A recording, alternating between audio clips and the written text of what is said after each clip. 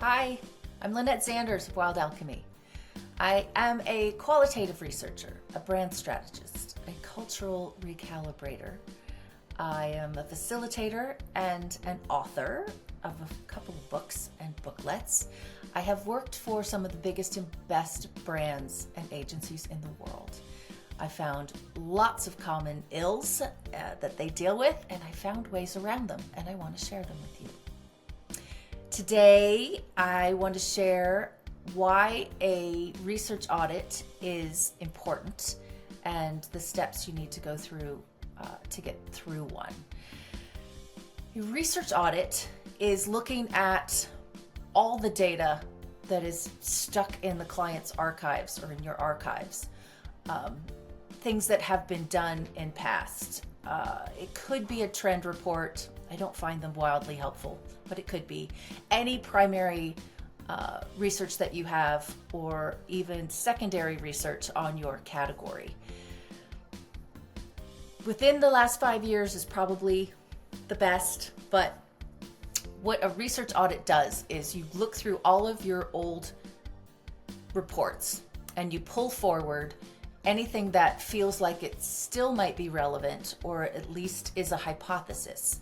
You know, is this still true? Is it not true? And the audit takes a person to go through it all and pull forward the key bits. This is what they thought. This is what they believed. This is what they used to buy. These were our primary occasions. Those kinds of things. And what it does is it's an opportunity for all of us to sit down and go, hey, look, this is what we used to know. And what's helpful about that is there are often a lot of new people who don't even know that you had this information. So it's a way of level setting. Okay, this is what we know about our category. This is what we know about our brand. This is what we know about our consumer. This is what we know about our competition. What other questions do we have? And the reason we do it is we don't want to reinvent the wheel. We don't like spending money doing research when we already have some information on that seems valid and viable.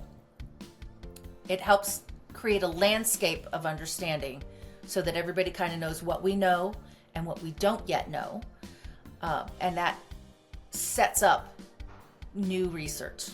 So, okay, how do we answer the questions that we don't have the answers to, or validate the things that we think might have changed from then to now?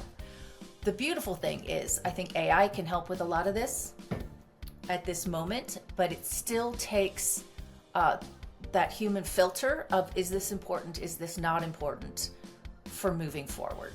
Does it feel right? Do we know it? Do we question it? Or do we just have a gap of that kind of information? The most surprising thing I want to say that I found in a research audit, a lot of the people in the organization didn't even know that research had been done. So the one person just handed me all the files, digitally, obviously, in a Dropbox. I went through them. I said, okay, table of contents. These are all the studies that you guys have done. And they were like, what? Who did that? When did we do that? What did that say? Pulled out a page of highlights, things that we knew. All of a sudden, they're aligned on key topics, key bits of information, got some good conversation going. And they agreed then on, we have no idea, and I can't give you very specifics because it's proprietary stuff, but we have no idea about this one thing. So how about we go do a project just to find that out? And it's a way of getting everybody aligned. It's also a way of winning. It's like you find that piece of information that's a gap that could make everything more powerful and more cohesive.